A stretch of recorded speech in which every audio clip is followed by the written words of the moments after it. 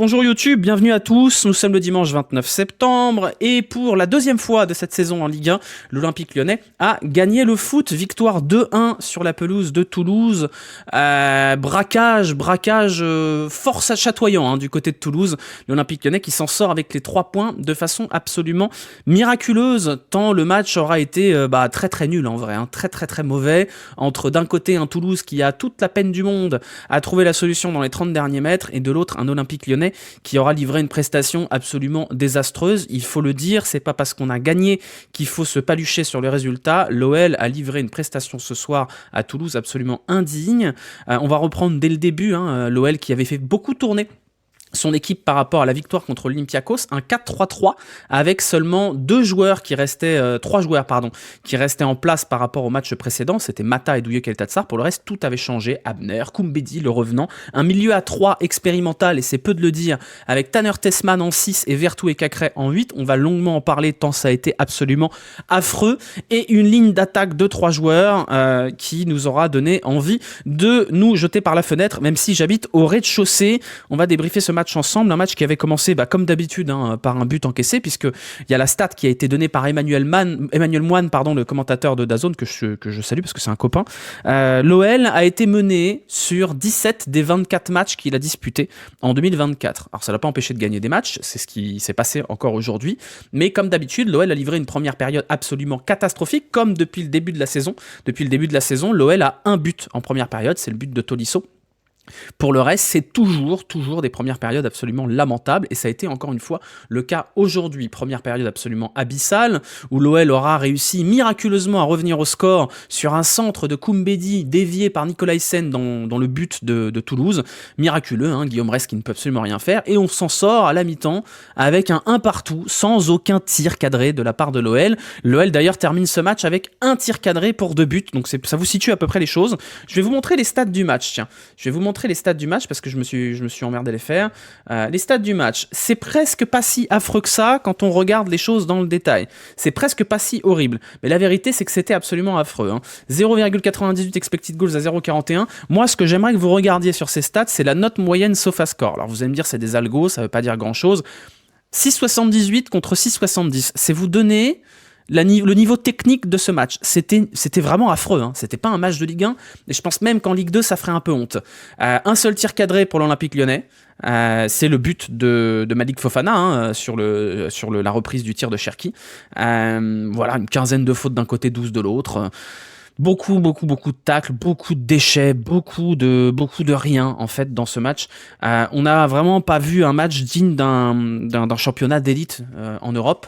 On n'a pas du tout vu un match de candidat à l'Europe du côté de l'Olympique Lyonnais. C'est pas parce qu'il y a la victoire qu'il faut pas dire que c'est inquiétant. Ça aurait été un match qui aurait été inquiétant à 1-0, à 1 partout, et qui reste inquiétant à 2-1.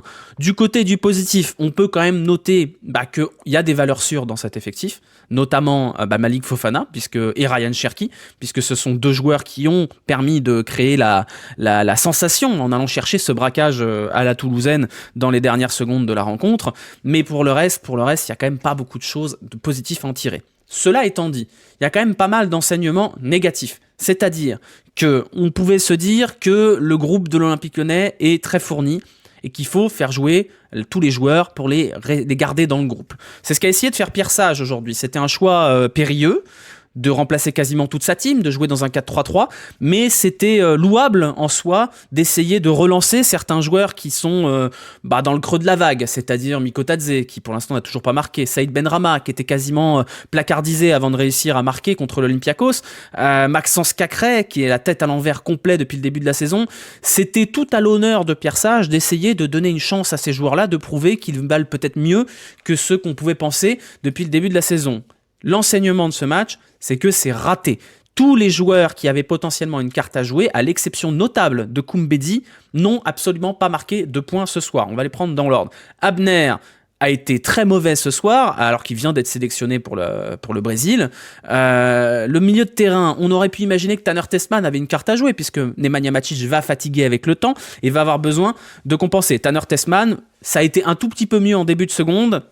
Mais il a livré une prestation, une première mi-temps vraiment pas suffisante.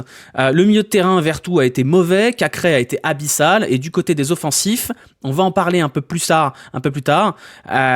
Benrahma, première mi-temps fantomatique, ça a été un petit peu mieux après, c'est pas le pire des trois. Mikotadze, on sent une crise de confiance terrible de la part de Mikotadze. Alors je l'enterre pas tout de suite parce que je pense que c'est quand même un bon joueur intrinsèquement, mais aucun point marqué par Mikotadze ce soir. Et alors Wilfried Zaha, les amis, Wilfried Zaha, je suis désolé, moi, je suis prêt à pardonner beaucoup de choses à des joueurs. Par exemple, Maxence Cacré, il est pas bon ce soir, il est nul. Mais dans l'attitude, bon, bah il est juste pas bon sur le terrain. Par contre, Wilfried Zaha, il vient d'arriver. C'est un joueur qui a de l'expérience internationale, qui a joué en première ligue, qui est censé être un joueur professionnel. Vous voyez ce que je veux dire ? Ce soir-là, pendant toute la première mi-temps, il fout rien. Il fait pas de retour défensif. Il est nul avec le ballon. Et quand il sort parce qu'il livre un match abyssal, il se permet de faire la gueule. Mais dégage ! Rentre chez toi, pars. Si t'as pas envie d'être là, prends pas la place des autres. Il y a 7 ailiers, faut quand même se battre. Moi, je suis désolé, je suis scandalisé par l'attitude et le match de Wilfried Zaha et son attitude sur la sortie. Je trouve ça scandaleux et j'espère qu'on va plus en entendre parler et qu'il va dégager loin de mon club. Merci Wilfried Zaha pour la passe décisive contre Olympiakos, c'était très bien. Mais là, l'attitude, je suis désolé, c'est impardonnable. On peut avoir des joueurs qui font des mauvais matchs, mais dans l'attitude, ça va. Ils se taisent, ils disent rien. Quand on a des joueurs comme Wilfried Zaha qui viennent d'arriver, qui doivent faire leurs preuves et qui se permettent de se comporter en starlet comme s'ils étaient plus grands que le club, frère, t'es Wilfried Zaha, t'es rien, t'es personne. Ça me rend malade, ça me rend fou. Donc il est sorti assez tôt, à la 52e, mais j'espère qu'on le reverra plus jusqu'à ce qu'il remette la tête à l'endroit, parce que là c'est pas possible d'avoir un joueur comme ça. Déjà qu'on avait un vestiaire qui est beaucoup trop pléthorique, si en plus on met des éléments dedans qui sont des éléments perturbateurs, on s'en sortira jamais, et Pierre Sage il va avoir bien du mal à le contenir. Hein. Voilà, je vais pas parler plus que ça de Wilfried Zaha, tellement il n'y a rien à tirer de son match. Vraiment, c'est honteux. C'est juste honteux, une prestation comme ça. C'est peut-être même pas le plus mauvais sur le terrain ce soir, mais c'est même pas une question de niveau. C'est vraiment une question de... c'est quoi le message envoyé ? C'est quoi le message ? C'est qu'en fait, tu chies sur le club, quoi. Tu t'en fous. Tu t'en fous d'être là. T'es là pour ta tronche. Tu t'en fous de gagner. Tu t'en fous d'être à 0-1. Bah, dégage. Dehors. Voilà. C'est bon. Flemme. Qu'est-ce que j'ai noté d'autre ? J'ai noté quand même une fébrilité défensive à tomber par terre. Heureusement qu'on a Clinton Mata. Clinton Mata, c'est pas forcément son poste, défense centrale à 2 avec Douye Kaletatsar. Ce soir, Mata, je pense que c'est lui qui fait gagner le match à lui tout seul. Parce que s'il n'y a pas Clinton Mata, je pense qu'il y a un 0-3 bien tassé et qu'on rentre chez nous. C'est vraiment un guerrier quand même, Clinton Mata.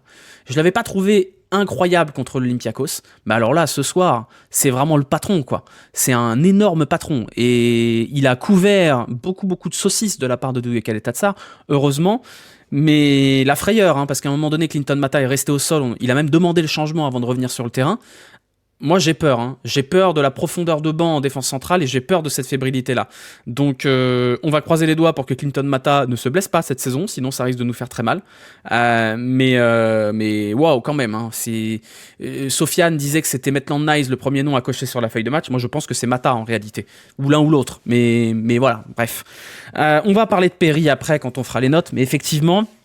L'arrêt de malade qu'il a sorti, il est toujours pas parfait, Lucas Perry. C'est toujours pas, comment dire, il manque encore de sérénité, Lucas Perry, mais il est quand même capable de sortir des arrêts que peu de gardiens sont capables de sortir. Ça a été le cas contre l'Olympiakos, où il a sorti une superbe frappe en première période. Ça a été le cas ce soir, où il sort une frappe qui peut condamner l'Olympique Lyonnais pour de bon. Il y a ce manque d'appréciation sur le lob, où finalement il y a faute, mais quand même, quand il va gagner en confiance, quand le contexte autour de lui sera un peu moins dégueulasse, parce qu'en ce moment il y a Lopez et sa campagne médiatique, probablement que Perry deviendra une valeur sûre, en tout cas je l'espère, parce que c'est un gardien qui a des défauts, mais qui a quand même des grandes qualités sur sa ligne, des grandes qualités de relance, alors pas contre Marseille, et moi je crois très très fortement en Perry, et de toute façon il n'y a pas le choix, c'est notre gardien, donc il n'y a pas de débat de Lopez ou Perry, c'est Perry le gardien, Lopez c'est terminé, donc si vous êtes supporter de l'OL, normalement vous devez encourager Lucas Perry au lieu de lui tirer dans les pattes. Top 5 de Ligue 1 Perry. Alors pas encore, parce que la Ligue 1 est quand même un championnat avec des excellents gardiens, mais je pense qu'il a le potentiel, oui, pour aller assez haut, Perry. C'est pas un gardien qui est si jeune, mais c'est un gardien qui découvre l'Europe, qui découvre peut-être d'autres manières d'être gardien de but, j'en sais rien, mais moi je crois toujours en lui, je crois toujours en lui. Et puis même, il n'y a pas de raison de ne pas croire en lui. J'attends avec impatience le retour de Niakate. Ouais, moi aussi, mais on va parler du système, On va parler du système parce que oui, il y a des hommes, oui, il y a des défaillances au niveau des prestations individuelles, notamment Cacré ce soir. Mais ce système-là, finalement, moi j'étais contre le 3-5-2 et je suis toujours contre le 3-5-2 dans la forme qu'il a eu en début de saison.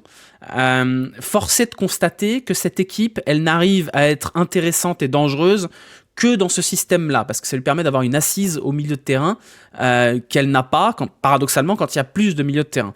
Donc je continue de penser que le 3-5-2 avec 3 milieux défensifs, ça va pas. Par contre, je pense qu'un espèce de 3-4-3 ou 3-4-1-2 avec Cherki en numéro 10, ça peut être intéressant, avec un double pivot. Donc moi, je pense que la solution dans cet effectif, c'est de bien garder les 3 défenseurs, d'autant plus que ça permet de mettre Clinton Mata et Maitland Niles, qui sont 2 joueurs qui sont, à mon sens, les meilleurs sur le terrain, les plus fiables, et ensuite d'avoir un milieu à 2 ou un milieu à 3 dans lequel on incorpore Cherki. C'est ce qu'on a vu contre l'Olympiakos, où Cherki a quasiment joué 8 à côté de Tolisso. Maintenant, j'aimerais voir cette animation-là avec un Cherki dans ce milieu à 3, dans un 3-5-2. Je pense, par rapport à ce qu'il a montré sur les dernières rencontres, que Cherki va regagner sa place de titulaire, puisque c'est un joueur différent, c'est un joueur qui est capable de créer une étincelle et qui crée le danger en permanence, même quand il n'est pas forcément bon. C'est lui qui débloque la situation contre l'Olympiakos, et c'est lui, ce soir, qui permet à l'Olympique Lyonnais de les gagner ce match en éliminant 2 défenseurs d'un coup de rein. Donc, nécessairement, Ryan Cherki, à terme, va se retrouver titulaire dans cette équipe. Et pour qu'il soit titulaire dans les meilleures conditions, je pense qu'il faut mettre Ryan Cherki au poste de numéro 8-10 à côté d'un Tolisso pour aller chercher ces espaces-là comme il l'a fait contre l'Olympiakos. Moi, je pense que c'est ça la solution. On n'a pas assez de centraux pour être à 3 derrière. Si t'as Kaleta Tsar, Niakate et Mata, c'est bon. On a quand même Warmed Omari, qui est quand même là techniquement pour jouer. Je pense qu'il est complètement hors de forme physiquement, mais on peut quand même compter sur lui à un moment donné pour pouvoir pallier certaines blessures. Mais théoriquement, ce système à 3, il doit pouvoir fonctionner malgré certaines carences dans l'effectif. Voilà, la seule espoir cette saison, c'est explosion de Cherki en 10, explosion de Malik Titu, qu'on leur donne les clés du camion. Ouais, je pense que s'il y a un motif d'espoir, c'est ça, ce soir, c'est les entrants, toujours les mêmes, c'est-à-dire Malik Fofana qui fait une entrée brillante et Ryan Cherki qui fait une entrée qui change tout pour le coup, même s'il a du mal à se mettre en route dans le match parce que y a aucun ballon qui arrive dessus, tout simplement. Le motif de satisfaction de cette rencontre, c'est peut-être quand même de voir que certes, quand on joue avec 4 attaquants de merde, c'est nul. Quand on joue avec peut-être un peu moins d'attaquants, mais des attaquants qui savent faire quelque chose du ballon, c'est un peu mieux. Donc voilà, à peu près ce qu'on peut en tirer. Au niveau des performances un peu plus globales, un peu plus individuelles, moi j'ai quand même été très inquiet par Pierre Sage. Parce qu'il y a cette première mi-temps qui est probablement la pire première mi-temps de la saison. Pourtant, il y a de la concurrence. Et le fait que Zaha continue ce match m'inquiète. Parce qu'un Wilfried Zaha, il doit sauter à la mi-temps. Il doit dégager à la mi-temps, il ne doit pas revenir sur le terrain parce que du coup, ça lui donne l'occasion d'aller râler en sortant. Donc je pense que c'est une erreur de coaching que d'avoir attendu la 52e pour sortir Wilfried Zaha. Et j'étais un petit peu inquiet par l'absence totale de remaniement tactique jusqu'à assez tard. Et c'est un miracle, il ne faudra pas l'oublier, il faut le répéter, c'est un miracle que l'Olympique Lyonnais soit encore dans le game à la 60e minute. C'est un miracle que Toulouse ne gagne pas cette rencontre. Ils n'ont pas été infiniment supérieurs, parce qu'ils n'ont pas fait un bon match, Toulouse, mais l'OL doit jamais rentrer à la mi-temps à 1 partout, c'est un miracle, et peut très facilement rentrer à la mi-temps à 0-3. Donc moi je suis pas content ce soir. Voilà, c'est cool. J'ai bien éclaté de joie sur le but du 2-1. J'ai pas du tout explosé de joie sur l'égalisation, tellement elle sortait de nulle part, elle n'était pas méritée. Je pense que c'est un match qui est rempli d'inquiétude. Après une prestation contre l'Olympiakos qui était plutôt satisfaisante, mais face à une adversité calamiteuse, attention, il y a 2 gros matchs qui arrivent. Les Rangers, ce sera à l'extérieur, puis Nantes. Attention, ce serait quand même pas mal qu'on puisse aller à la trêve internationale un peu rassuré par les puntos, mais aussi rassuré par le contenu. Et pour l'instant, le contenu, on n'y est pas. On n'y est pas encore. Pour une fois que ça, je fais des changements avant la 60e.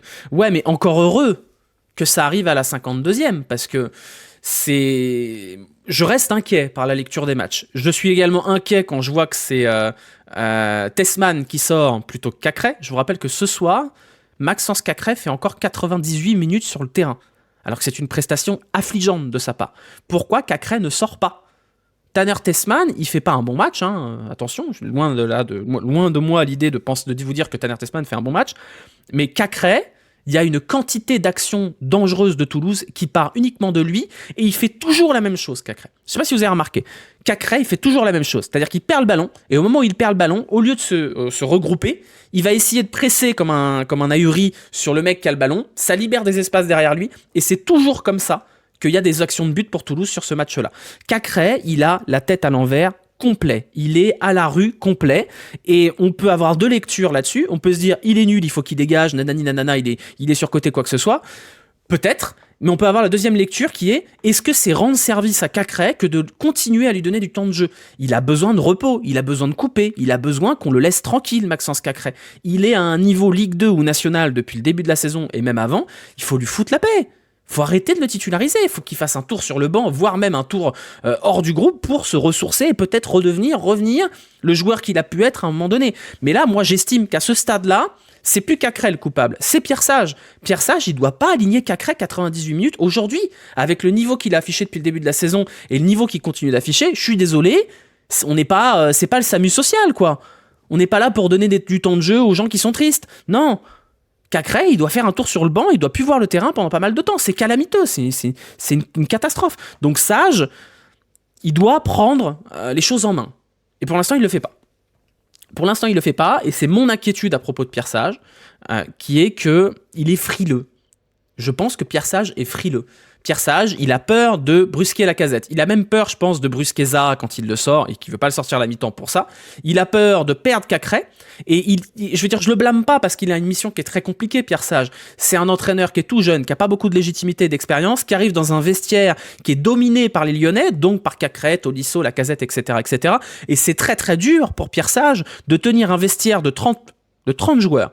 C'est extrêmement dur pour Pierre Sage de tenir un vestiaire de 30 joueurs dans lequel les leaders sont défaillants sans se le mettre à dos et sans le perdre. On sait que ce vestiaire, il est très facile à perdre. C'est ce qui s'était passé avec Grosso. Au bout de 2 semaines, ils voulaient le dégager. Ils l'ont balancé par-dessous le bus et on l'a plus jamais revu. Attention, c'est ça aussi le problème pour Pierre Sage, c'est qu'il est sur un fil. Il n'a pas un soutien total. Je vous rappelle que Sampaoli était au stade il n'y a pas si longtemps que ça avec David Friot et David Friot voulait se le faire, Sage. Donc, il y a un problème qui est dans la gestion humaine. C'est-à-dire que dans une équipe normale, avec un coach normal et un vestiaire normal, Alexandre Lacazette, il voit sa place de titulaire remise en question parce qu'il n'est pas terrible depuis le début de la saison, à l'exception du match contre Strasbourg. Dans un effectif normal, Cacré, il a déjà sauté depuis très longtemps. Et aujourd'hui, c'est pas possible de le faire parce qu'on tient la gestion humaine sur un tout petit fil et je pense que Pierre Sage ne veut pas prendre le risque de perdre son vestiaire. Et peut-être qu'il a raison. Sauf que l'image qui est renvoyée, c'est celle d'un coach qui est faible. Et malheureusement, j'ai peur que ça lui porte préjudice sur le long terme. J'ai un peu l'impression qu'il est surpris d'être là, comme si on l'observait une œuvre d'art. Ouais, je pense que c'est le problème de fond des derniers entraîneurs lyonnais, qui est que soit vous avez des mecs qui arrivent avec un certain bagage, et généralement pas francophones, et ils se font jeter sous le bus parce que le vestiaire n'adhère jamais à leurs idées, c'est ce qui s'est passé avec Peter Bosz, même s'il a ses torts, soit vous avez des entraîneurs jeunes, peu légitimes, qui sont pas reconnus sur le vestiaire, et en fait c'est eux qui font la loi, c'est le vestiaire. C'était le cas il y a 1 an, personne n'a bougé, pourquoi ça aurait changé aujourd'hui? C'est ça le problème de fond de l'Olympique Lyonnais. Quand tout le monde va vers l'avant, quand Tolisso il est performant, quand Lacazette il est performant, comme Cacré il est performant, comme la fin de saison dernière, tout va bien, il n'y a pas de problème de gestion de vestiaire si tout le monde est... De toute façon c'est toujours pareil, un club de foot c'est facile à gérer quand ça gagne. C'est toujours ça, hein. Si l'Olympique Lyonnais gagne, on n'entendra pas de rumeurs de vestiaire, on n'entendra pas de problèmes internes, nanani nanana. Quand ça va pas, il faut gérer le vestiaire, il faut le ressouder. Et quand ce vestiaire, il est dominé par des personnalités qui sont pas forcément les plus performantes, il y a un équilibre à trouver en nous disant, est-ce que je le sors, est-ce que je le sors pas? Est-ce que je vais l'avoir contre moi ou pas contre moi? Et je pense que Pierre Sage est dans cette situation dure à tenir aujourd'hui et qui fait que c'est très dur d'avoir une continuité dans ce groupe. Voilà. Il faudra un coach qui a été champion du monde en tant que joueur, voire même sélectionneur. Imagine on signe Laurent Blanc comme coach. Laurent Blanc, je vais vous le dire, c'était pas bon dans le jeu, mais pour le coup, le vestiaire était à fond avec Laurent Blanc. Aucun du vestiaire ne voulait virer Laurent Blanc, parce qu'il le respectait. Par contre, Grosso, ça dégage. Pareil pour Rudy Garcia. Rudy Garcia, il voulait pas le virer, les joueurs. Hein. Ça se passait très bien, alors pas avec tous. Mais il y a ce problème-là, qui est que soit on prend un coach qui a des idées, un coach avec qui ça va fonctionner au niveau de l'interne, en haut, et il va pas être accepté par le vestiaire, soit on prend un coach qui va coûter très cher, qui va être une grosse prise de risque, et qui va peut-être les tenir, mais c'est même pas sûr. Moi, je suis pas certain qu'un Gattuso aurait tenu le vestiaire pour autant. Hein. Donc voilà, le problème aujourd'hui de ce vestiaire, c'est qu'il y a trop de joueurs dedans, et qu'il y a des statuts. et que je pense qu'il faut casser nos icônes, il faut casser ces statuts, et que la prochaine étape de l'Olympique Lyonnais, ça va être de repartir sur une nouvelle base avec un nouveau groupe qui n'aura pas forcément ses repères. Et ça, c'est pas tout de suite, c'est l'été prochain, et en attendant, faudra composer avec ce vestiaire-là, avec ses défauts et ses qualités. Voilà, donc Nantes-OL, Le Penant veut claquer un doublé. Mais apparemment, Le Penant, il se régale à Nantes, tant mieux pour lui. Voilà, qu'est-ce que j'ai noté d'autre ? C'est à peu près tout, les amis. C'est à peu près tout. On a parlé de Mata, on a parlé de Tessman, on a parlé de ce turnover qui n'avait pas forcément été fabuleux. Si, moi j'aimerais parler d'un truc. Déjà, il y a deux choses que je voudrais mentionner qui ne sont pas forcément en lien directement avec l'OL. Déjà, je voudrais saluer le superbe hommage des supporters toulousains pour Wistaton. Et des supporters lyonnais aussi qui ont déployé une banderole. C'est quand même chouette. Le football, quand c'est comme ça, quand on peut avoir des supporters à domicile et des supporters à l'extérieur qui sont unis par une belle cause qui est celle de rendre hommage à un supporter décédé. Superbe tifo, très très beau fumigène, faut le dire. Voilà, c'était magnifique et j'espère que on sait que la Ligue va sanctionner parce que c'est les règles, mais c'est dommage. Voilà, c'est dommage que ces actions-là, qui sont belles, se finissent par des sanctions de la Ligue, mais bon, c'est le jeu, que voulez-vous. Le deuxième truc dont je voulais parler, c'est que... On est en 2024, on est en Ligue 1, et il y a encore des arbitres comme Gaël Angoula. Voilà, je trouve ça consternant. Je sais pas comment sont sélectionnés les arbitres en Ligue 1, mais je pense que si vous voulez mettre tous les supporters de Ligue 1 d'accord, même des supporters qui se détestent, c'est-à-dire si vous mettez un Parisien, un Marseillais, un Stéphanois, un Lyonnais autour d'une table, vous cherchez un sujet sur lequel ils seront d'accord, vous posez le sujet, c'est Gaël Angoula. Tout le monde va être d'accord pour vous dire que Gaël Angoula, c'est un arbitre affreux. Non seulement il est nul, mais en plus il n'est pas pédagogue, et il prend des décisions lunaires. Là, on va pas se plaindre de l'arbitrage ce soir, puisqu'on a gagné, mais le début de match, il y a un coup franc hyper dangereux qui est sifflé sur une faute qui n'existe pas pour Koumbedi. Il y a une semelle sur Mata qui est pas loin de le faire sortir, pas sanctionné. Il y a un péno sur Mikotadze qui est même pas revu à la VAR. Et derrière, vous avez Aaron Donham qui se fait tacler par Cherki, un bon gros tac bien sale, qui se fait arracher la gueule, et qui prend un jaune pour simulation. Mais c'est un nulard, il est nul. Il est nul, Gaël Angoula. Il a toujours été nul. L'an dernier, c'était contre le Havre. Avant ça, c'était en Ligue 2. Il était déjà nul. Les supporters de Caen s'en souviennent encore. C'est pas possible, quand même. Il y a bien des arbitres potables dans ces Ligue 1. Il y en a des bons. Il y en a des OK, des arbitres OK. Il y a une densité dans la médiocrité de l'arbitrage français. C'est une folie, quoi. C'est une folie. Donc, je sais pas comment c'est possible. À chaque fois qu'on en a un nouveau comme ça, moi je vous le dis, mon top 3 c'est Thomas Léonard, Stéphanie Frappard et Gaël Angoula. Je sais pas lesquels sont les pires, mais il y a vraiment 1, les décisions pourries, 2, l'absence de pédagogie, et 3, l'entêtement à se tromper. Et ça, c'est la marque des grands arbitres, ça. C'est ils se trompent, et ils continuent de se tromper, et ils veulent surtout pas changer d'avis. Donc voilà, ça a failli pourrir le match, malgré tout. Ça a failli pourrir le match. D'ailleurs, c'est pas normal que Cacrès s'en sorte sans carton jaune aussi. Donc moi, c'est ce que j'ai dit en début de match, où on a pris 3 douilles en 8 minutes. Je vous ai dit, attendez. C'est Gaël Angoula. Gaël Angoula, il est toujours nul des deux côtés, donc vous inquiétez pas. Mais bon, bref, voilà, c'est... Qu'est-ce que je voulais que je vous dise là-dessus ? C'est une constante. Il y a Mehdi Benatia qui a fait une sortie assez violente il y a quelques jours là sur l'arbitrage après le match contre Lyon. Beaucoup de gens ont dit qu'il abusait et compagnie. Non, il abuse pas. Je suis désolé. Peut-être que la forme est pas bonne, mais le fond est vrai. L'OM, ils ont eu raison de se sentir lésés sur le début de la saison parce qu'ils se sont bien fait avoir, y compris le match contre l'OL où je trouve que l'arbitrage il est très favorable à l'OL sur ce match-là. Je comprends qu'il y en ait qui pètent des plombs au bout d'un moment. Ça nique des matchs, ça nique des saisons. C'est pas normal. Donc moi je comprends, voilà, je comprends. Foot01 a fait un article sur ton tweet. Non mais Foot01, faut pas leur donner l'heure. Je vais vous le dire parce que j'en ai marre. Foot01, c'est une usine à caca. C'est-à-dire qu'ils prennent tous les trucs les plus absurdes, ils vont mettre des titres qui sont affreux, après ils vont se faire référencer dans Apple News, et c'est comme ça qu'ils bouffent. Donc faut pas leur donner l'heure. C'est des rapaces, c'est des moissonneuses batteuses à caca, Foot01. Donc ne mentionnez pas ce compte, bloquez-le, relayez jamais ce qu'ils font, parce que c'est de l'authentique usine à caca. Et il faut pas donner l'heure à ces gens-là, c'est comme il y a un autre site comme ça qui fait que ratisser les motocrottes là, il faut pas. Le foot, le e-sport à côté c'est bien, c'est le Serfia du web, c'est pire que ça. C'est pire que ça, parce que Serfia ils relayent des infos, mais ils sont pas fallacieux dans la manière de la tourner.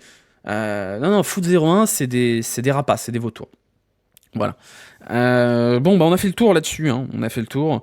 Je voulais quand même noter qu'on n'avait qu'un seul tir cadré, je vous l'ai dit tout à l'heure, mais je pense que c'est quand même important de se rappeler. Un tir cadré, pour 2 buts, authentique exploit. Voilà, la conclusion de tout ça avant qu'on passe aux notes, c'est que autant le match contre l'Olympiakos était plutôt intéressant dans le contenu, autant celui-là, il est affreux. Et on n'a pas avancé de 1 mètre par rapport aux certitudes que l'OL doit avoir pour tenir son rang cette année, que ce soit sur la scène européenne ou en Ligue 1. Dans le contenu, le seul enseignement de ce soir, c'est qu'il y a des choses qui marchent pas. Hein. Wilfried Zaha, ça marche pas. Le 4-3-3, ça marche pas. Miko Tadze, ça marche pas très très bien. Et Abner, attention. Et on n'a pas parlé de Douye Kaletatsar, mais Douye Kaletatsar ce soir, waouh. Parce que Douye Kaletatsar, il a plein de qualités. Mais alors, quand il décide de lâcher un stinker, c'est tout le match. Hein. Alignement défensif calamiteux, relance calamiteuse. Il avait la tête à l'envers complet ce soir, Kaletatsar. Voilà. Les notes. Alors, les notes, hop, je vais vous les mettre. Tac. C'est pas du tout ça. Hop, mes notes. Tac, c'est parti. Vous pouvez noter comme d'habitude, je vous mets le lien dans le chat. Voilà, vous pouvez cliquer sur ce petit lien pour les notes communautaires que l'on affichera à la fin de la notation. Alors, je sais pas pourquoi Tanner Tessman est tout petit. Je sais pas ce qui s'est passé. Je sais pas pourquoi Vertou est tout petit aussi, mais il y a un petit bug visiblement, donc je sais pas ce qui se passe. Mais on va faire comme si. Hein, on va faire comme si. Je pense qu'il y a un problème d'export sur sur les miniatures. Oui, c'est Tanner tout petit Tessman, c'est Tanner Testchild. Là. Bref, Lucas Perry, très gros match, très très gros match de Lucas Perry ce soir. 3 arrêts. Des arrêts de grande qualité, c'est un match hyper rassurant pour Perry et c'est lui qui sauve le match hein, quand même. Hein. Moi je vais mettre un 7,5 pour Perry ce soir. Voilà, c'est un match très satisfaisant de la part de Perry. Pourquoi ça ne marche pas? Voilà, c'est bon. Les notes, non, c'est pas ça. D'accord, c'est en train de péter. Vous avez cassé le site. Mes notes. Hop, excusez-moi, je reprends Toulouse-Lyon. Voilà, Perry. Koumbedi, toujours aussi un petit peu inquiétant dans ses interventions. C'est rassurant pour lui parce que moi je suis content que Koumbedi revienne un peu dans l'équation parce que je pense que c'est pas un si mauvais joueur que ça. Surtout, il est très jeune, il va progresser. J'ai trouvé que c'était un match pas forcément hyper rassurant, mais finalement il fait pas trop de saucisses. Ouais, c'est un 5,5 pour Koumbedi ce soir, je pense. C'est un 5,5. Hop, attendez 2 secondes, j'ai fait de la merde. Hop là. Voilà, c'est bon. Parce qu'il y a un nouveau fonctionnement de toute façon. Clinton Mata ce soir, je pense que c'est le meilleur joueur lyonnais sur le terrain. D'assez loin. C'est un monstre. Voilà, c'est juste un monstre. Mata ce soir, moi je vais lui mettre 8, hein, tout simplement. C'est un match immense de la part de Clinton Mata ce soir. Hyper rassurant. J'ai pas grand chose de plus à rajouter sur Clinton Mata, si ce n'est que c'est quand même une valeur hyper sûre de cet effectif. Et voilà, hein, tout simplement. Oula, ça a sauté encore. J'ai un problème sur la notation, Cédric. Si tu es dans le tabulation pour l'enregistrer, ça marche pas. Abner 5. On va commencer par Kaletatsar qui pour moi fait un match vraiment pas bon ce soir. Je l'ai trouvé très très fébrile. C'est un miracle hein, s'il coûte pas un but de plus. Moi je vais mettre 4 ce soir pour Douye Kaletatsar. Abner, j'ai pas trouvé bon non plus. Il y avait des boulevards dans son dos pendant tout le match. Vraiment des gros boulevards. Je l'ai trouvé un peu en dilettante. C'est lui qui couvre hein, sur le premier but, même si Kaletatsar couvre aussi. C'est lui qui est très très mal aligné. Il n'était pas dans son assiette ce soir, Abner. Ce qui est un peu décevant parce qu'il fait pas un début de saison absolument affreux. Ouais, 3,5 pour Abner. Tanner Tessman avec sa miniature toute petite. Première mi-temps très très difficile pour Tanner Tessman où il a semblé complètement perdu sur le terrain à pas savoir ce qu'il devait faire. C'est allé un petit peu mieux ensuite, il a trouvé ses marques, il a essayé d'allonger le jeu. C'est quand même pas un match monumental hein, de Tanner Tessman ce soir. Je l'ai pas trouvé très actif. Moi c'est ça que je lui reproche ce soir. Je l'ai pas trouvé très très actif. Tout le milieu 3 sous nos applaudissements. Ouais, je pense que Tessman ce soir c'est décevant quand même. On peut pas se satisfaire de 35 minutes moyenne pour 35 minutes dégueulasses. Donc c'est un 3,5 ce soir pour Tessman. Du côté des milieux de terrain, Jordan Vertou, c'était très très très moyen. J'ai pas vu une seule action intéressante de Jordan Vertou ce soir. Je l'ai trouvé mollasson. On nous a dit qu'il y avait de l'activité à la récup. Bon, moi, je ne l'ai pas vu non plus. C'est un 3 bien tassé pour Jordan Vertou. Et on va arriver à celui que vous voulez noter depuis tout à l'heure, qui est Maxence Cacré, qui a livré un match absolument catastrophique. Il n'y avait rien de positif dans le match de Maxence Cacré ce soir. Je l'ai trouvé dangereux pour son équipe, pas bon sans ballon, pas bon avec ballon. C'est un très très mauvais match de Cacré ce soir. Et il va falloir que quelque chose change. Il va falloir à un moment donné qu'il aille faire un tour sur le banc, peut-être. Il va falloir, je sais pas, qu'il parte cet hiver s'il a des offres, mais je crois qu'il en a pas. C'est une très très mauvaise période pour Maxence Cacré. Et moi, je suis au stade où j'ai plus de peine qu'autre chose pour lui. Parce que là, waouh, la vache, le match qui sort, c'est très très salé. Hein. Donc ouais, je suis désolé, je vais mettre 1 parce que si c'était Karl Toko Ekambi, je mettrais 1. Donc voilà, 1 pour Maxence Cacré, même si ça me chagrine. 1 pour Maxence Cacré. Offensivement, Saïd Benrahma, première mi-temps pas bonne, factuellement pas bonne. C'est peut-être le moins mauvais des 3 de devant. Hein. C'est peut-être le moins mauvais des 3 de devant. Une passe clé quand même, beaucoup de ballons perdus quand même pour la part de la part de Saïd Benrahma. Je pense que c'est le moins mauvais, ça reste un match pas bon de Saïd Benrahma. Donc si on se met à faire des chutes quand on marque un but, il va falloir faire un peu plus que ça. Ouais, un 4, allez, 3,5. Quand même pas oublier que on est quand même dans un match où il y a un tir cadré. Hein. Donc bon... Mikotadze, match très compliqué aussi, pas grand chose à se mettre sous la dent, pas bon en pivot, pas bon dans la confiance, pas bon dans la finition, un 2,5 bien tassé. Et alors Wilfried Zaha, les amis, ce soir, 0. Voilà, je suis désolé. Le match vaut pas 0. Le match de Wilfried Zaha, il vaut 2. Mais l'attitude de Wilfried Zaha, elle vaut 0. Voilà, donc je suis désolé, on va noter un peu avec le cœur. Et moi, Wilfried Zaha, ce soir, il m'a rendu fou, il m'a donné envie de casser mon écran. Donc pour moi, c'est un malus. C'est un malus. On a déjà eu un Toko Ekambi qui, au moins, lui, marquait des buts. On va pas se retrouver avec un Toko Ekambi marque-pouce. Donc non, ce soir, Zaha, moi, je suis scandalisé par son match. Sage, c'est un match affreux. Voilà, c'est un mauvais choix d'homme, un mauvais choix de dispositif. La première mi-temps est absolument affreuse. C'est pas un bon match pour Pierre Sage. Les entrants changent la donne, et encore, miraculeusement. Sur les 2 buts, il y en a quand même un qui est venu d'ailleurs sur Cherki et un qui est totalement immérité. Pour moi, Sage ce soir, c'est pas un bon match. Alors oui, il fait tourner, s'il y a des circonstances atténuantes, mais il va s'en sortir avec un 3 chez nous parce qu'on gagne le match miraculeusement. Si l'OL avait perdu ce match, ça aurait été 1 pour Pierre Sage. Donc voilà.